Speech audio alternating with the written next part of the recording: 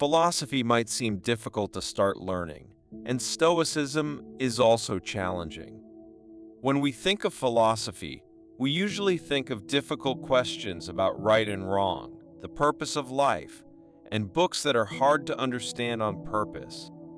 Stoicism is somewhat unique. It's not only easy, but we can use it in our daily lives to be happier and handle tough situations better. If you want to be a Stoic, you need to learn three important skills, as explained by the Stoic philosopher Epictetus. These skills will help you start the practice and build a strong base for the rest of it. These are the words: the discipline of assent is about being mindful of our judgments. It is about learning to pay attention to how we think and make decisions. The discipline desire is about learning to accept and be content with whatever happens to us in life. The discipline action means learning to behave appropriately towards other people and all of humanity. The discipline of assent. The discipline of assent means being able to think and make decisions in a smart and reasonable way, to understand things as they truly are, without being influenced by our own opinions, assumptions, dislikes, and preferences. This field also includes understanding how we make decisions about the things we see. The way we judge things determines how we react, think, act, and feel. If we think negatively, it is more likely that we will behave in harmful ways and have bad feelings. This self-awareness can help us notice our emotions in action and, by doing so, prevent ourselves from making quick judgments or impulsive actions that the Stoics try to avoid. This awareness is basically about being mindful, watching and paying attention to your thoughts right now. Epictetus said that people are not upset by the actual things that happen to them, but by how they think about those things. So death isn't really scary, or else Socrates would have been scared of it. But the fear comes from our idea of death, that it is very scary. So when we are stopped, bothered, or upset, we should not blame others but ourselves. We should think about our own thoughts and actions. This lesson shows that we have the power to choose how we view the world. When we see things differently, the things we are looking at also change. We see examples of this in everyday life, like when there is really bad traffic and it feels like a nightmare. My awful boss wants me to stay and work for longer hours. Some foolish person nearly crashed into me. We often make judgments about things without realizing it, and these judgments affect how we think, feel, and act. If you are new to this, there is a strong possibility that you do this often. To a Stoic, these things just exist in reality. Stop same amount, they exist. It's the person who makes the judgment. By practicing awareness every day, we can gradually stop judging things based on their worth. This will help us think, feel, and behave better towards what is happening around us. The discipline desire.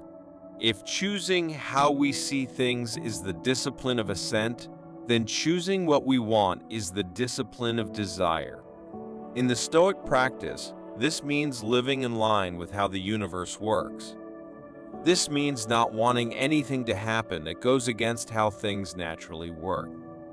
Epictetus is saying that instead of expecting things to happen the way you want them to, you should accept them as they actually happen. If you do this, you will be content and things will work out for you. Life will happen because of nature. People pass away, powerful storms happen, things break down, darkness becomes light, we get older, and time keeps moving. This is just how things naturally happen in the world, and Epictetus tells us to understand and not get upset when life doesn't go the way we want. This is an important lesson because when we connect our emotions and feelings to what we expect, it often causes a lot of suffering like stress, anger, frustration, resentment, or grief. Most of the things that happen around us, we cannot control. The Stoics understood that if our happiness relies on things we cannot control, it becomes easily broken and will fluctuate depending on external circumstances. Usually, when we really want something to happen and it doesn't, we feel more pain or sadness. To counteract this type of suffering, the Stoics discovered a way to embrace their destiny and called it amor fati, which means loving fate. When we learn to accept and love our destiny, which is just the natural way things happen over time, we can let go of our expectations. By doing this, we can be happy and not rely on things we can't control. Nietzsche once said that being great means accepting and embracing everything in life, without wanting anything to change, whether it's in the future or the past, forever. Don't just deal with what is required, and definitely don't hide it all. Idealism is lying when it comes to what is required, but instead, love it. The discipline action.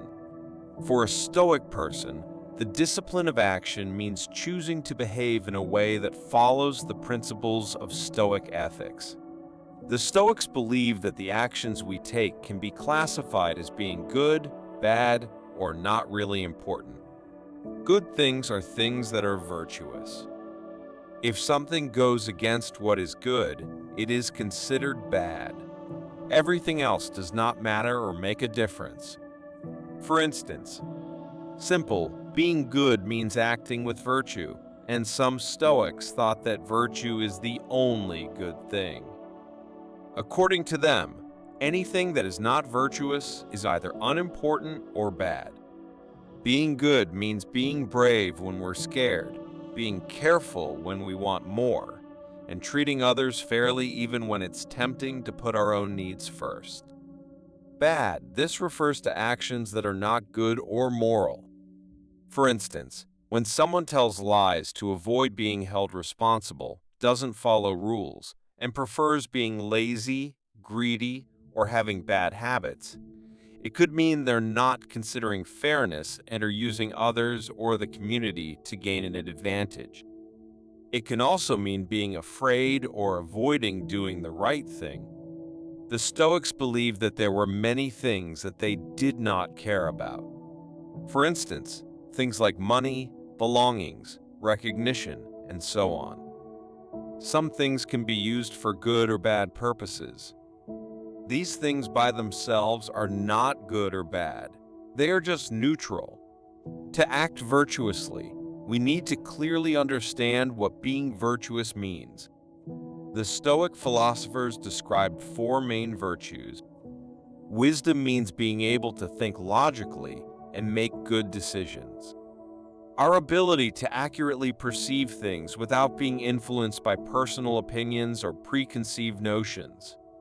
This means our capability to understand what is right, wrong, and doesn't matter. Justice means treating others with honesty, kindness, and fairness. This means being a responsible and kind person to those around you in your community. In this situation, the virtue of justice means more than just how we use the word today in legal situations. This refers to how we act in a group in general. Temperance means being aware of our actions and having the ability to control ourselves. It is about being disciplined. The Stoics thought that temperance means being able to control our desires, fears, and passions. However, to do this well, we must be aware of the things that attract us in this way. This is where the careful and controlled nature of temperance comes into action. Courage is when we are able to do what is right even when others try to make us do something else.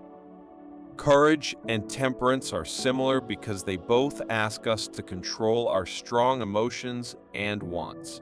But Courage means being able to be brave and face our fears or doubts. This could mean helping someone who is being threatened by someone else, accepting responsibility when we make a mistake, or speaking up to our boss if we believe our company is not following the rules.